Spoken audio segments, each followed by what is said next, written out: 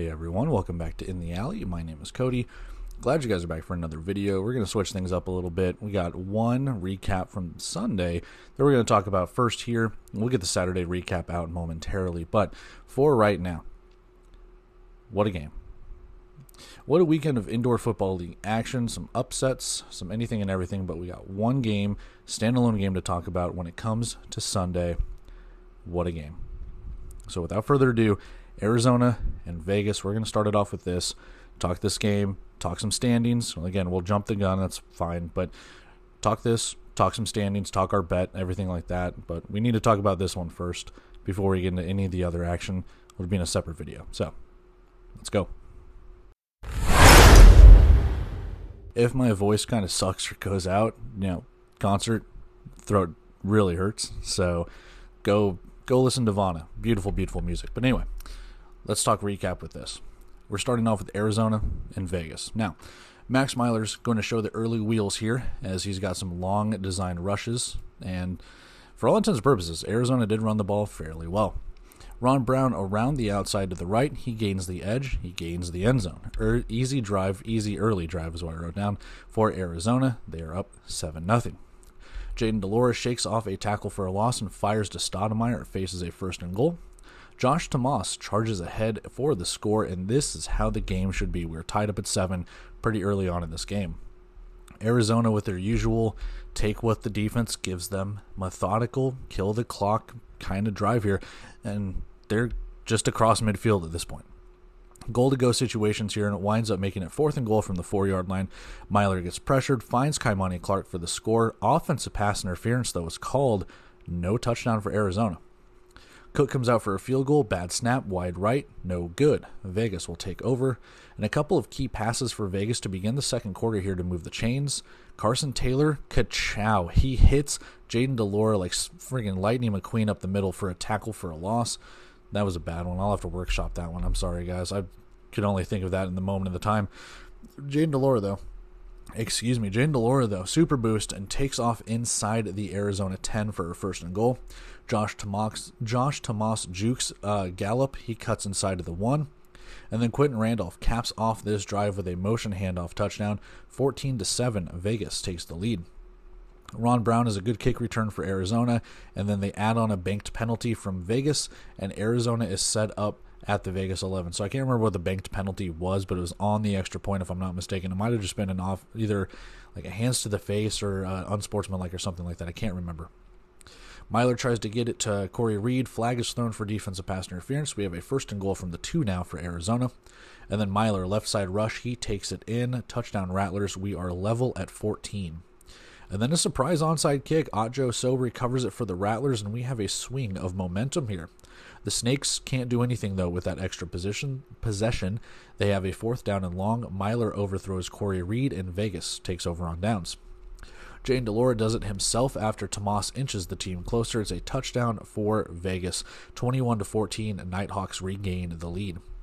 Arizona's offense cooling off just a smidge here, not really getting it done here. 3rd and manageable as we hit the 1-minute warning of the first half. Ian McBurrow up the middle nearly sacks Myler, and they're getting some pressure in this game, are the Vegas Nighthawks defense. Myler throws left. Reed has separation. He has a touchdown. Nice play call. A very, very nice play call and execution here. Nice throw and catch, too. We are all square at 21. de Laura to Seneca McKee as he reaches over the boards to stop the clock. Vegas trying to score here before the half and kind of go bang, bang. So Arizona started with the ball. Vegas trying to score here and then get the ball at the second half to score again. Bang, bang. de Laura has time, launches it deep, and Deshaun Stoudemire has it in the end zone. It is a touchdown for Vegas. Do they go bang, bang? It is 28-21 with 7 seconds left in the half. However, a penalty for finger guns on Jayden de Laura. You can't do the gun. You can't get pow. You can't do that. It'll be added after the kickoff, and it's a decent kickoff. Cook's out for a field goal to get points before the half. It gets blocked, though. Oh, my. And then another penalty on Vegas for a player taking off their helmet, so that's going to be banked going into the second half. So with all of that said, it's 28-21 as we head into the break. And then coming out of the break, the second half starts with an onside kick again by Arizona. Vegas recovers again, and they're already facing first and goal from the 5. Tomas carries it into the end zone, and Vegas extends their lead 35-21. Nighthawks are up 2 scores now. I think this is the largest lead of the game throughout. Trey Odoms-Dukes with a catch over the middle into Vegas territory as Arizona's needing points to keep pace. Max Myler calls his own number right side. He gets in 35-28. Arizona's back within a score. Josh Tomas, house call, ring ring, hello. It's a kick return touchdown. He picks it up off of the hop, has a lane, and then he's tackled across the goal line as he goes in. It is 42-28 in favor of the Nighthawks. Myler rushes for a first down on third down to keep the drive alive on their next Arizona drive. Another Myler run. He has had to run quite a bit in this game compared to other games, so like designed runs and stuff that he has had. So maybe Arizona's been a little conservative in some of their play calling throughout the season, and they try to leave it all out on the field tonight. I'm not sure, but Myler showing a little bit more running in this compared to having Kaimani Clark or Ron Brown do it. Wide open Arlen Bruce, and it's overthrown. It's a fourth down for the Rattlers. But then Arlen Bruce has to contort his body. I don't know how he made this catch. Whenever the replay comes out, you got to watch it because he turns other shoulder. So he's going this way and then switches. I don't know how he does it. And then he reaches across the goal line and he scores, man. It's 42-35. Nighthawks still in the lead, but we're playing that, 2 possession, 1 possession kind of thing. Tomas returns out to midfield, and we'll take the action into the final quarter with this one. So we got a game brewing. Jaden Delore does Greg Jennings. He put the team on his back, and strolls into the end zone. I mean, Jaden Delore was having a hell of a game up to this point. 49-35. It's not like he tailed off or anything. He had one hell of a game. We'll talk stats in a minute. Rattlers moving with purpose on their next drive. Brown with a catch over the middle, followed by Trey Odoms-Dukes catching it to the 5-yard line of Vegas. The drive dries up, though, for the Rattlers. It's a 4th and goal. This is big. And oh my God, Odoms-Dukes bobbles it, secures it. It's a touchdown, Arizona. Vegas, they're going to challenge that the ball hit the wall. Touchdown is going to stand. It's 49-42 in favor of Vegas. And now we have Kevin Guy and Mike Davis jawing at each other. You guys have probably seen this. Have you seen this? Have you heard about this? Have you seen that? Like doing your Jay Leno impression over here. So we got Kevin Guy and Mike Davis jawing at each other, the 2 head coaches. Players are jawing at each other. Jason Fitz is in the middle of it, reporting all of it. Davis blows kisses to Guy as Guy's losing his sideline privileges with an unsportsmanlike conduct. And you look at the replays, there's some pushing and shoving going on. No Corey Reed or Famui. No Corey Reed and Famui are ejected from Arizona and Vegas throwing punches. Apparently a fan got involved too or something like that. I'm not sure what happened there. That's what they were saying on the broadcast, at least.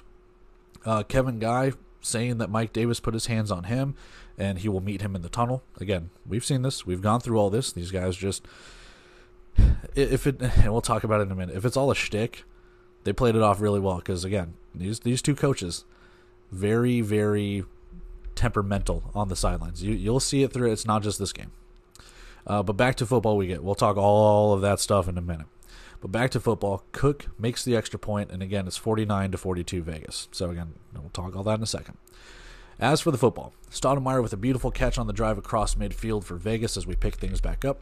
4th down now for the Nighthawks.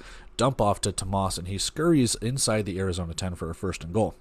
Vegas can't get it into the end zone. Rui is on for a field goal, and we have a double doink. Look at Matt Nagy's face for that double doink. It is no good. Arizona goes 3 and out, 4th and 2, and what can Arizona do? Myler lofts one, Hambrick is pulled down, no flag is called. That's some home cooking. Vegas rushes and takes the clock to the 1-minute warning. Stoudemire's handoff without much resistance. Arizona seems to let them score here. They want to get the ball back with some clock. 56-42, it's a 2-score lead again for the Nighthawks. Rattlers have open receivers. They work it to the 2-yard line. Myler is pressured, just throws end zone. Clifton Duck seals it with a pick. Quack. 56-42. Vegas will take this game at home. They take the top spot in the West. Arizona has their 2nd loss. Let's go take a look at those stats, take a look at this fight, and go on from there. All right, so I'm going to touch on this just a little bit. because I've seen like some things about this spat between Kevin Guy and Mike Davis. If you don't know who they are, they're the head coaches of Vegas and Arizona, and they got into a little bit of a little fight, a little fracas. And I will be honest, Mike Davis put his hands on Kevin Guy first, and I've been seeing a lot of things too. I'm sorry, I gotta grab my pen over here to fidget because I have ADHD. But what we have seen here, whether it's manufactured or not, and I have seen some reports that this is manufactured to drum up some stuff in regards to the Indoor Football League Cup. If they did do this, it's beautiful marketing, I'll tell you that much, because I don't know why they would do this. My reasoning for this, and the reason I'm kind of citing and the reason why it's not for that, and I can see people putting on their tinfoil hats or whatever, these are two very hot-headed coaches in a very highly contested game. Now, again, if they were able to pull this off, then give them an Academy Award, because I've never seen acting so good. Now, could this parlay into that? Perfectly fine, yes. But pretty much we're arguing a ball hitting a wall or not, which resulted in a touchdown, and Vegas not liking that, Arizona not, saying that's a touchdown, and then them jawing at each other with pretty much Mike Davis calling Kevin Guy, paraphrasing here, not his actual words, but pretty much saying he's a crybaby. He's a whining, complaining, always doing like that. And then, Kevin Guy pretty much saying like he put his hands on me, he's disrespectful, I'll meet him in the tunnel, I'll kick his ass. And all the memes, all the UFC, memes and everything like that. I wanted to put my hand in it and make a tail of the tape. Someone's already done that. I want to see if I can get a cameo from Bruce Buffer and see if we can get that going, because that'd be pretty cool. I don't want to spend the money for it, but if you can get a cameo from Bruce Buffer, because I know he does it, that'd be amazing to do, and be like, it's time, fighting out of the blue corner. Like, that'd be dope. But I digress. If this was manufactured to drum up, I don't think it's going to matter in 2 weeks, because this thing's going to go by the wayside so quickly. Now, these are two very hot-headed coaches. They want things done their way, and I don't think it's a bad thing to say this. I think they both agree to this, but they want things done their way. They want things done the way that they coach it and everything like that. So when another coach disagrees with them, if you have your opponent saying that's not a touchdown and you saying that is a touchdown, and they're jawing at each other, and one guy keeps going out from the sideline or doing whatever, like you're confined to a certain spot on the field. And so, like, with all of this stuff going on, I can see easily where this is not manufactured. These are just two coaches. I mean, he didn't get ejected. He lost his sideline privileges, but Kevin Guy's been ejected from games. He's lost his sideline privileges before, if I'm not mistaken. Like, he is a very temperamental coach. The same thing goes for Mike Davis, too. These guys coach with a lot of emotion. So, regarding this fight, and I'll put my 2 cents into it, and I really just want to speak on that whole thing of, like, this is manufactured drama. If it is, why are we doing it 2 weeks out? Why wouldn't this be the week before the game? Well, it's because I think Vegas is on a bye week. So I get it. You want to drum that up. Excuse me. But the other issue too that I take with this is Arizona and Vegas do not play each other in the IFL Cup unless they both make either the championship game or unless they both play for third place. Why are we drumming up all of this drama when they won't even play until the 24th? That's another week away after that. So if this was all manufactured, you're waiting a long time for that manufactured stuff to rear its ugly head, man. So I truly do not think that any of this was manufactured drama. Yes, you've seen the tweet with Kevin Guy saying this has led to opportunities, sponsorship money, whatever the thing is. It doesn't bother me. It doesn't matter. But yeah, if that's going to, get butts and seats, if that's going to get people to look at the Indoor Football League, I mean, God, I know it sounds bad, but this isn't the first time that's happened. Arizona and Massachusetts, Bay Area and San Diego. I mean, we've had multiple fights, not even just in this league, and plenty of other leagues too. It's just the nature of the beast that things like this are going to happen. But it's the reason why the Indoor Football League is kind of tamped down on unsportsmanlikes and the finger guns and anything and everything else. So, again, I do not think this was manufactured. I truly, truly don't.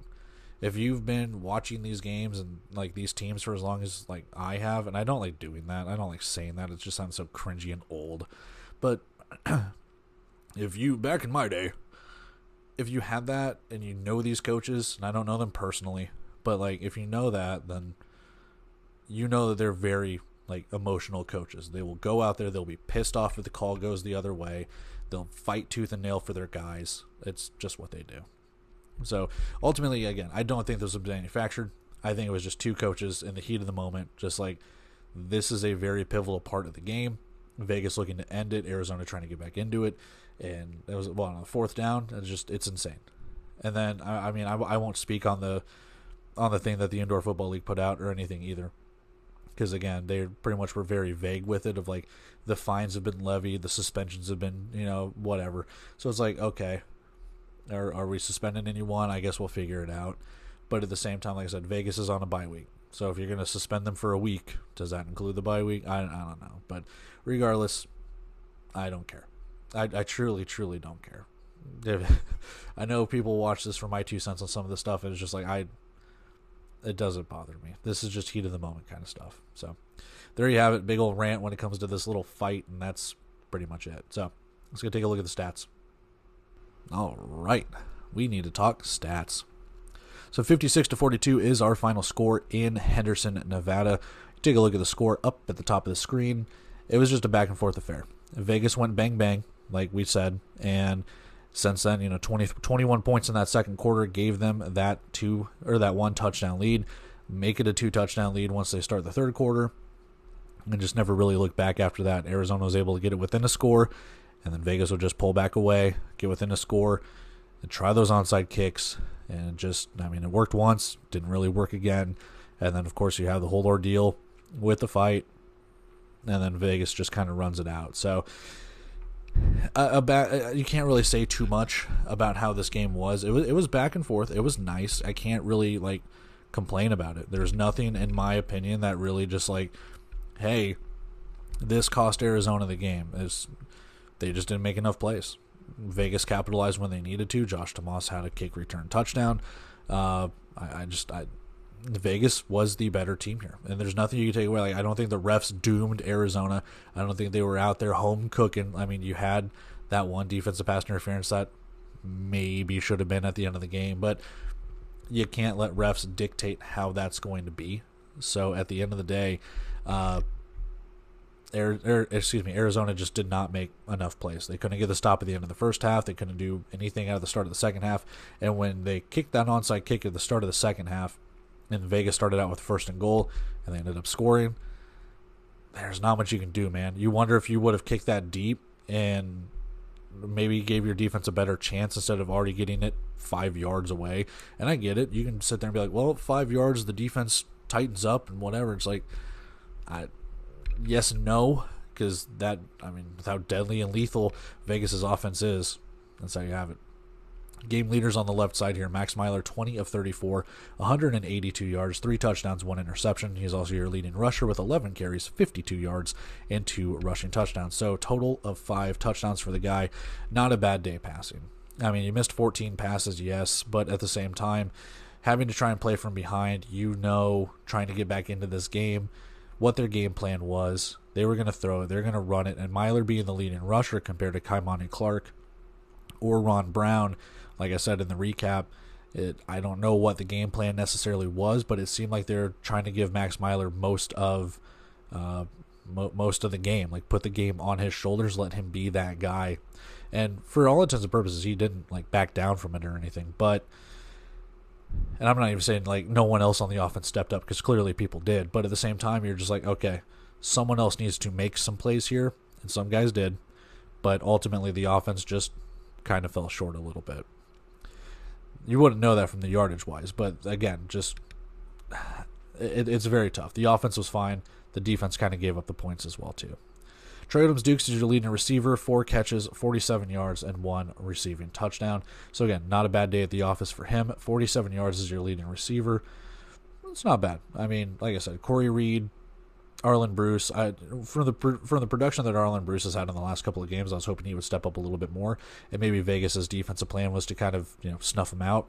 I'm not sure, but at the same time, Adams-Dukes is your leading receiver. Pretty cool. On the right side, Jaden Delore for Vegas, 8 for 12, 105 yards, and 1 touchdown.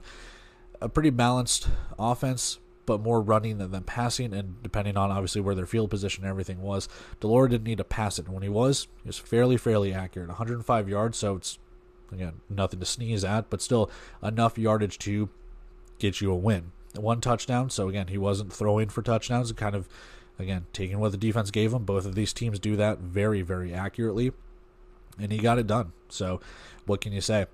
Josh Tomas, 13 carries, 56 rushing yards, and 2 rushing touchdowns. Again, some of those getting into those goal line situations, and most of the time also just kind of doing either some motion handoffs or whatever the case could be to put himself in situations to either get the touchdowns or to get yardage when it mattered. So pretty good day at the office for him when it came to running the ball. And then your receiver, Deshaun Stoudemire, 3 catches, 55 yards, and 1 receiving touchdown. Again, just the 1 touchdown to speak of, but only on 3 catches. So almost half of what Jayden de Laura was throwing was pretty much to Deshaun Stoudemire, but they weren't really throwing the ball too much. So that's what you kind of get. Can't really take anything too much away from it other than he was pretty reliable. Taking a look at the team stats on the right side, first downs, I believe it. And again, all of these stats, they're on the Indoor Football League, so whether they're accurate or not, that's what we got to go with. Case in point, 3rd and 4th down, as always. Vegas is actually pretty accurate, 3 for 4 and 1 for 1, so you're not missing anything there, but 3rd down, 5 for 10 and 2 for 4. Arizona was living and dying on 3rd down, and wishy-washy when it comes to that. Same thing with 4th down there too. Total yards favor the Rattlers, as obviously they needed to play from behind for most of the game here, especially in the second half. They did lead at some point early on and into the second quarter, but after that it was pretty much all Vegas taking the lead and then going from there. Talked on the passing with that, just the 1 interception late in the game by Clifton Duck. Rushing, Vegas led the rushing, and pretty similar numbers here. You're off by 14 yards, so can't really complain. Both teams rushed the ball pretty well, and like I said, Max Myler carrying it for over half of what Arizona had. Maybe that was Vegas' defense was trying to stop the run and trying to stop Arlen Bruce. Not sure. Field goals, 0 for 2 for Cook, 0 for 1 for Gabe Rui. And then our penalties, another miscue, as it has been practically all season. 5 for 15 for Arizona. I don't buy that for 1 second. 4 penalties for 0 yards for Vegas. I don't buy that for 1 second. There are plenty of penalties that happened and occurred in this game. Fix your stats, Indoor Football League, please. I beg of you. So there's where we have that. Let's take a look at our defensive stats here for our Arizona Rattlers. 1 sack, 1 tackle for a loss, both by Carson Taylor. He had 2 solo tackles and 1 half tackle, so 2.5 tackles for that. Carl Vansky, Decius, and Yasin McKee Sr. both had pass breakups, and I think McKee had a really good pass breakup at some point somewhere in the back of the end zone to prevent a touchdown, if I'm not mistaken. I thought I wrote it down, but I guess I didn't. Your leading tackler in this game is Reginald Pearson, who I believe was the nose guard for the Rattlers. 4 solo tackles, 1 assisted tackle. Nothing to really shake a stick at when it comes to that. For the Vegas side, 1 tackle for a loss by Kevon Bennett, 1 interception by Clifton Duck, 1 pass breakup by Fred Flavors, and 1 blocked kick by Lorenzo Hernandez. Other than that, Terry Roberts is your leading tackler. He had 5 solo tackles and 6 assisted tackles for a total of 3 on that. So 8 total tackles for Roberts. Clifton Duck is next with 5 solo tackles, 4 assisted tackles. So that gives him 7 total tackles for that. So the defensive secondary doing pretty well when it came, all things considered. Ian McBurrow with 1 solo tackle and is credited with 8 assisted. So that's 5 total tackles. So again, some pretty good tacklers when it comes to how Vegas was carrying it. But other than that, not really too much when it comes to turnovers and pass breakups and things like that. Defenses, they weren't optional, but they sure gave up a lot of points in that too. So that's where we have it with our stats. Let's go take a look at our bet. We need to take a look at some standings, and we'll get out of here. No, we didn't win this bet. At one point, Arizona was going to cover, and I was so giddy because I had predicted that it was going to be 52-49, and I was like, hey, if Rui makes this, they get 52, and all Arizona needs to do is either run out the clock and not score whatever. They couldn't do it. I thought they'd go down and score a touchdown to make it close and make it that 52-49 or whatever, and they couldn't get it done. So, loser. All right, standings on the screen in front of us here. And again, I know we haven't done the recap for the Saturday games yet, so spoiler alert, I don't know what to tell you. It's been almost a week, so I got to get these videos out at some point in time, and here we go. But either way, Green Bay, claims the top spot after beating Fishers. Jacksonville jumps up because of the win percentage when it comes to that, so they are 4-1. Fishers drops to 5-2. Orlando 3-2 on the bye week, so they don't really move or anything. Tulsa gets their victory; they go to 2-3. Quad City upset by Iowa; they go to 2-5, and Iowa earns their first win of the season against Quad City to go to 1-5. So what we have right there is your top 4: Green Bay, Jacksonville, Fishers, and Orlando. If the season ended right now, Orlando at Green Bay and Fishers at Jacksonville. I like those matchups. I truly, truly do. But what we're seeing right now is not necessarily a separation, but a separation. The top 3 teams are starting to separate on both ends of the spectrum here, unless Orlando and maybe even Tulsa and maybe even Quad City can get after it here. They got a lot of work to cut out for them, does Quad City. But right now you're starting to see a little bit of a separation. Fisher's up, a game and a half, whatever it is, 5-2 to 3-2. It's 2 games right there. So I don't know, man. I'm not good with this. I can't follow baseball like that either. Thank God they have the algorithms and the stuff like that already put in there. But yeah, where we have it right now, I don't know if Fishers continues to keep winning, if Jacksonville and Green Bay continue to keep winning, you're going to have those 3 seeds practically locked up, and then it's going to be a battle for that 4th spot, depending on how Orlando goes, depending on how Tulsa and Quad City, or even Iowa. We've seen improvement from Iowa. We've seen some disappointment in Quad City. We've seen some wishy-washiness in Orlando and Tulsa right now, depending on, obviously, the teams that they've played. So the East, still kind of that muddied, gummed up thing where some of these teams can take some losses and suddenly the playoff pictures just dirty again. But as of right now, we do have a little bit of separation in the top 3 compared to the bottom 3. So, and with more bye weeks coming in and out, we'll start to see some of these schedules start to even up, as Fishers has played 7 games to Orlando's 5, and same thing with Jacksonville's too. So it's crazy. To the Western we go. It is Vegas taking the top spot, 5-1, followed by Arizona 4-2, San Diego 4-2, but Arizona having the tiebreaker over San Diego based on head-to-head with their victory earlier in the year. San Antonio 2-3, Tucson 2-4, 1-5 for New Mexico, and the last winless team of the season, Northern Arizona at 0-5. So with this, again, you're starting to see some separation, the top 3 from the bottom 4, and this has been more prevalent in the West than it has in the East. As I've been saying this practically all season, we'll continue to say it until something changes. Vegas, Arizona, San Diego are practically guaranteed 3 playoff spots. Now, things can change. I get that. I'm being cynical, I guess, but this is what I've been saying all year. A lot of people have been saying this. Vegas, Arizona, San Diego practically have those 3 spots pretty much locked up. San Antonio, Tucson, New Mexico, and Northern Arizona all have their work kind of cut out for them. Now, San Antonio just beat Tucson, so if they end up with the same record right now, San Antonio has the tiebreaker. Tucson has the tiebreaker over New Mexico. We're going to start getting some convoluted messiness if there's some upsets and things, like when New Mexico beats San Antonio, Northern Arizona starts beating people, whatever the case could be. But you're starting to really see that separation between the haves and the have-nots. Now, we also have here, again, like I said, you got the head-to-head with Arizona and San Diego, and that means something right now, but depending on how it goes in the next couple of weeks, records could be different, man. And it can all change. And then we've got the Indoor Football League Cup, where if things, go the way that people think they will, or the way that I kind of predicted it, Vegas and Arizona potentially meeting in the championship. Don't rule out Orlando. Don't rule out New Mexico. Those teams play pretty well, but the results haven't been what they have been for for Orlando and New Mexico, like they have been for Vegas and Arizona. So we'll see how it goes. But that's where we kind of have it right now. We got a 5-game winning streak for the Vegas Nighthawks, and then a 3-game winning streak for Green Bay and Jacksonville, and then Quad City losing 3 in a row now. They started out 2-2, and they've lost 3 in a row now. So panic button, man. That's about to be pressed. Same thing with New Mexico, man, and even Northern Arizona, losing 3 for the Chupacabras and losing 5 for the Wranglers. I mean, Northern Arizona was on a bye week, so nothing really to report on them. But if they can't really turn anything over from this bye week moving forward, it's going to get a little dicey for them, man. So that's where we kind of have it with our standings update. A lot more to come as the season progresses, and the Indoor Football League Cup happens, and everything else that goes along with it. So let's go wrap everything up. Let's get out of here.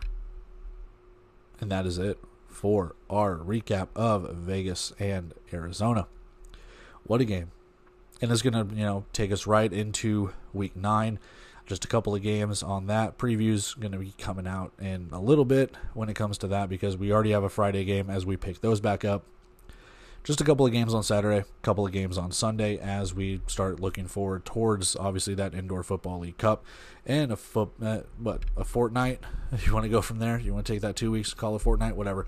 But yeah, we're starting to see some action really ramp up. Teams starting to see each other for the second time. Teams starting to eventually see each other for the third time whenever those start to happen. But for the most part here, it's just action non-stop, man. It is just action non-stop. It doesn't end. Friday, Saturday, Sunday games. We'll eventually get a couple of Monday games in with that Indoor Football League Cup. I mean, we'll just start seeing a whole bunch of action in the previews and recaps and transactions and players of the weeks and anything and everything else included in this silly little sport. So that's where we have it, man. There's that.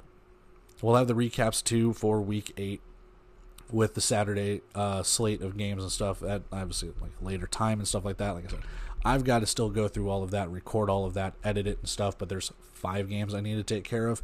So that's a lot. That's a lot. It takes over an hour to do that, so please be patient, as that does take a lot of time to record.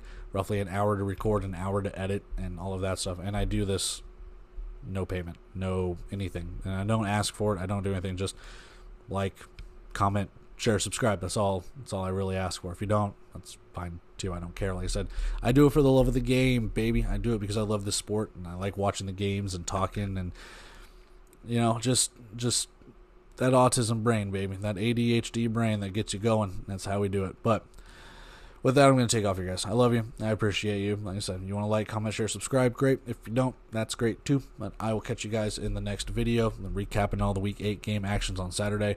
And we got a preview right after that, practically, because we're going right into Quad City and Green Bay as we start to kick off Week 9. Tune in or don't. I'll see if there's some point in time I can try and take this live, because I would much rather do that and not have to worry about editing and then deal with all the hiccups and burps and everything like that I do live, that I get to edit out here and do like all these different takes. So we'll see how it goes. But until then, I'll catch you guys in the next video. See ya.